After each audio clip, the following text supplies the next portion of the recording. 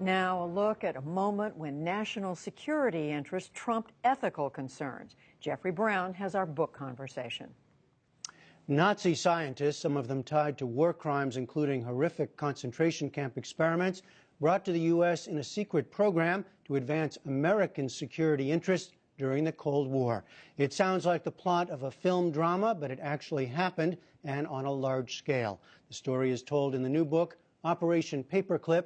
Author and journalist Annie Jacobson joins us now. Welcome to you.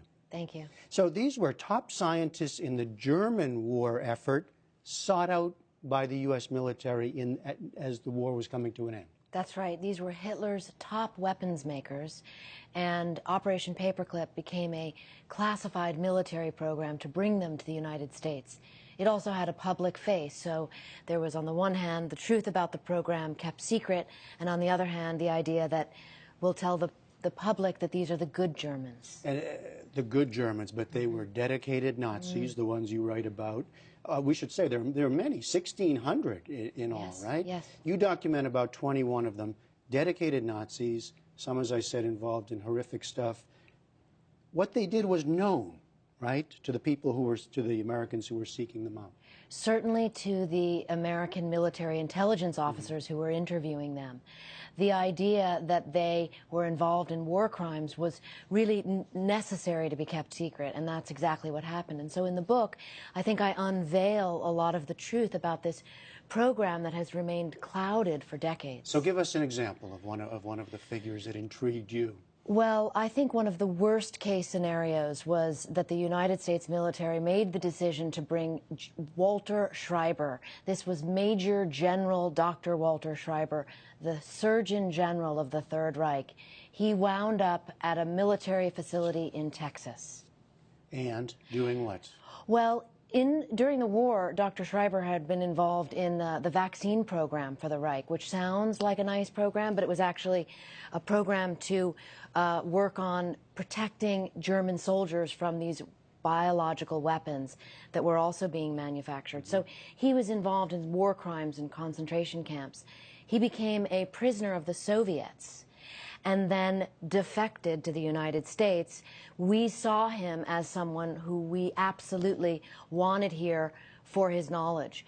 So in the United States, it still remains unknown what exactly he did, only that he worked for the U.S. Air Force in Texas. You know, this becomes, of course, a story of practical versus ethical choices, right? Decisions made whether to look the other way or forget about the past in order to advance and gain advantage over the Soviets, it should be said, during the Cold War. Absolutely. I mean, the Cold War got hot very quickly, and the Soviet threat was this foreboding menace. And the idea was, certainly at the Pentagon and among the Joint Chiefs of Staff who were really running this program, was if we don't get these Nazi scientists, surely the Soviets will. Was there much debate at the time about the ethics of it? Absolutely, there was a debate, and I think that's what makes the narrative so compelling, because you have some people, including high-ranking generals at the Pentagon, who are loath to work with Hitler's former scientists. And you have others who say, this must be done, and it will be done. You said we don't really know much about the case of Walter Schreiber, what he did. Some of them we do know, right? And the very famous case is, most famous, is Wernher von Braun. Yes, he came here. He was the head of our rocket program and brought 114 fellow V-2 rocket makers with him. And this program, again, had a very beneficent face. Only now do we know the facts are very different about what those scientists were involved in at the end of the war in what was called the Nordhausen slave labor factory.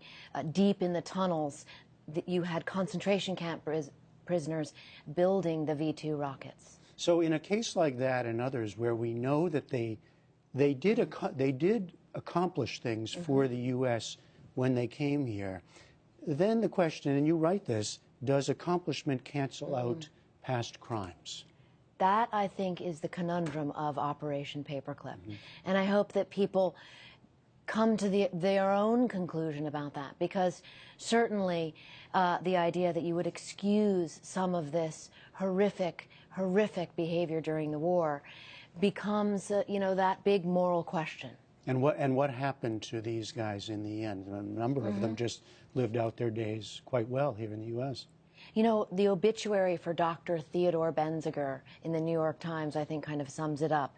He died in 1999, and the New York Times lauds him as a good German scientist who's dedicated his life to the U.S. military. It leaves out the fact that he worked with Himmler very closely during the war and was actually on the original list of Nuremberg war crimes trials. And yet, he was released into U.S. custody and came to the United States. So this idea that you can just whitewash someone's past, I think, is important to look into and to investigate so that that truth can be reconciled. All right, it's a fascinating story. Operation Paperclip, the secret intelligence program that brought Nazi scientists to America. Annie Jacobson, thanks so much. Thank you for having me.